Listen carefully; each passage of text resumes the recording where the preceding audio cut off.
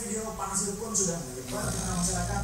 Kemarin Cut Tari sudah dipanggil ke Mabes Polri untuk diperiksa, dan kemudian juga ada Ariel dan Luna Maya. Nanti saya akan hadirkan newsmakersnya.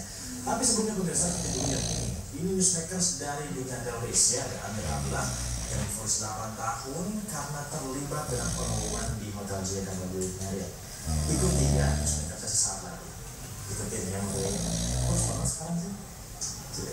Kemudian apa?